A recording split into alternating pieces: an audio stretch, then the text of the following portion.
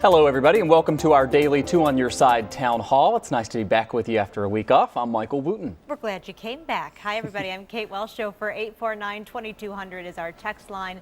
Big show ahead today. Are lockdowns imminent? We are taking a number of questions to Western New York's top infectious disease doctor. Should we be preparing for another full-scale stay-at-home order?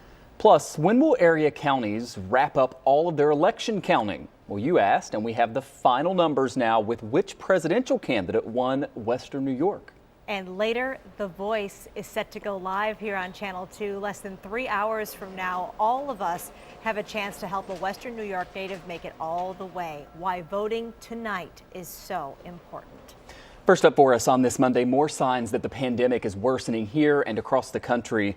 Hospitalizations in Western New York again hitting the highest mark ever recorded since this all began. Yeah, we have nearly 500 people in area hospitals now, 101 of them in intensive care units, and that is not good. We know a lot of you are wondering if you should prepare for another stay-at-home order with all non-essential businesses closed like we were dealing with in the spring. Yeah, well, today was really the first time lately that we've heard this type of warning come from Governor Andrew Cuomo. Listen. If we don't get the rate under control and you are going to overwhelm your hospitals, we will have to go back to shutdown. If you are at a rate that is going to overwhelm your hospitals, you must shut down. Not just indoor dining, shut down only essential businesses. Oh, we don't want to do that again. Then change your behavior. But if we don't change our behavior, that is the absolute reality of the situation. And joining us live right now to talk about it, Dr. Thomas Russo, UB's Chief of Infectious Disease. Dr. Russo, as always, great to see you. Thanks for coming back. Glad to be here.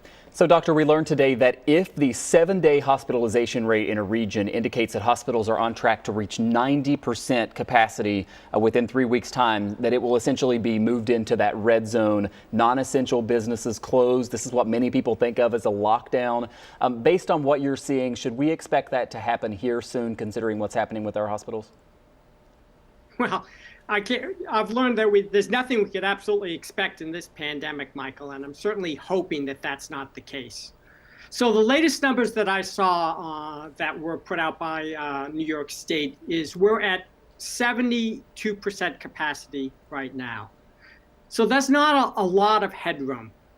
As I'm sure you probably know, the hospitals are making a number of efforts to increase capacity, and it's by a combination of curtailing elective surgeries. We should free up some space in our hospital beds. Another way that we could do this is to try to turn over patients more quickly. And if we have stable patients, try to find beds for them in either rehabilitation facilities or potentially nursing homes if they meet criteria. The last way to do this is to actually try to increase capacity beyond what we have now. That is by far the most challenging of those three ways to do this. And part of it is carving out some physical space, which is not straightforward, making sure that the equipment and everything that's needed to take care of these patients is in place. But probably what's even more difficult is staffing. Mm-hmm. Right now, with our present capacity, our staff is stretched very thin. People are burning out. There's a number of individuals that are out because they themselves have been either infected or they're being quarantined at this point. And so I know Governor Cuomo has called for some healthcare personnel that are retired to come back out of retirement and try to help out with the situation. Of course, we need to be cognizant if those individuals are older and vulnerable as well. We have to be very careful not to unduly expose them to the coronavirus. I want to talk a little bit more about that. What are some of the options then available to hospitals as far as making more space? And I know that because we did talk about that last week, that you weren't optimistic about people wanting to come back. What can they do?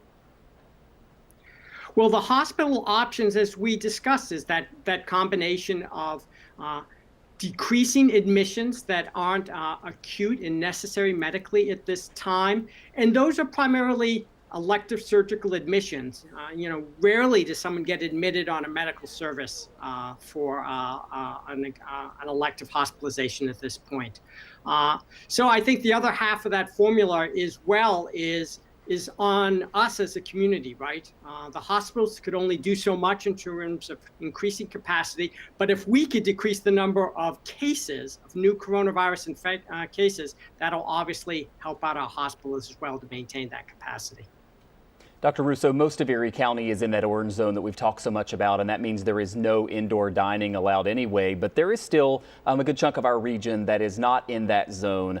However, the capacity for restaurants there would drop from 50% to 25% a week from today if the hospitalization rates for the regions don't stay flat or even go down. And I know this is a lot of information to throw at people, but in your view, is that a good move to be focusing in on indoor restaurants and indoor dining again at this point? I know we've talked about this before and the danger that you see with that. And then you also, we heard from the State Restaurant Association today talking about, again, the horrible timing, no help from the federal government, and we're talking more people possibly losing their jobs. Yeah, I mean, this is an extraordinarily difficult balance, right? Because it's such an important economic driver and livelihood for many individuals.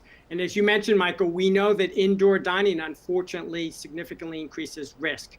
If you decrease capacity, there's two potential advantages of that. You could spread people out in the restaurant. However, as we've also discussed, there's nothing magical about 6 feet, particularly in poorly ventilated spaces. So that may help a little bit. Also, by decreasing capacity, the likelihood that someone's infectious in the restaurant will decrease as well. But overall, my best advice from a pure infectious disease and public health point of view right now is probably to avoid indoor dining and stick with order out and drive through at this point. And Dr. Anthony Fauci said today that we could soon see a surge upon a surge, talking about the Thanksgiving surge, which is still another week to a week and a half away. Then you have Christmas coming and Hanukkah and Kwanzaa, all these other holidays. And he said that the combination could really make things bad come the middle of January. Can you walk us through what a troubling timeline that really could shake out to be? Yeah, I share Dr. Fauci's concern. So we haven't really realized the potential full implications of gatherings for Thanksgiving yet.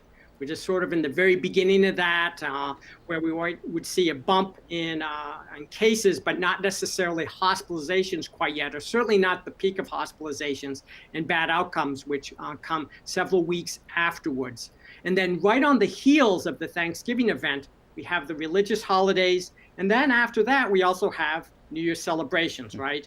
So there is a whole large number of events here where if people use less than excellent judgment and put themselves in risky situations, we could continue to compound on the already difficult situation we're in right now. And so I'm an optimist. I'm hoping for the best, but at the end of the day, we have to rely on Western New Yorkers to really understand what's at stake here and what needs to be done to keep this situation under control. We will leave it there for now. Dr. Thomas Russo, thanks so much for being here. My pleasure. Great to see you again, Doctor. Thank you. So California is the latest place to issue lockdown orders. We talked about that, although this time around it's not for the entire state. What's happening there, though, still has many people wondering if we're next for this. And California is basing its decisions on hospitalizations. Today, millions of people in Southern and Central California face these stay-at-home orders because hospital beds are filling up there. NBC's Dr. John Torres explains how it will work. Now, this lockdown is a bit different than the ones we saw in New York and across the nation last spring. These will be more targeted lockdowns that should hopefully only last for about 3 weeks. But as infection rates continue to climb nationwide, we could see this in other areas of the country as well. In Delaware, the governor has imposed stay-at-home orders urging families not to gather indoors with anyone that is not in their direct household. And President-elect Joe Biden, during his upcoming inauguration, will call for all of us to wear masks for 100 days to stop the spread of the virus.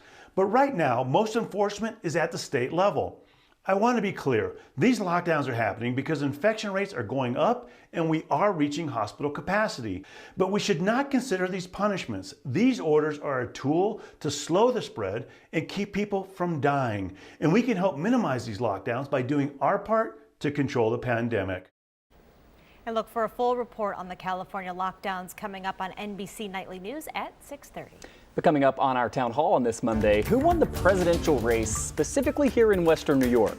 So we're going to go county by county and see who got the most votes for our entire region. That's next. As we go to break now, a presidential Medal of Freedom ceremony at the White House today. President Trump bestowing the nation's highest civilian honor to former Olympic wrestling legend Dan Gable. The president calling him the greatest of all time. Following all we've just reported, it is, we believe, worth noting that no one, as you can see, is socially distanced or wearing masks. We'll be right back.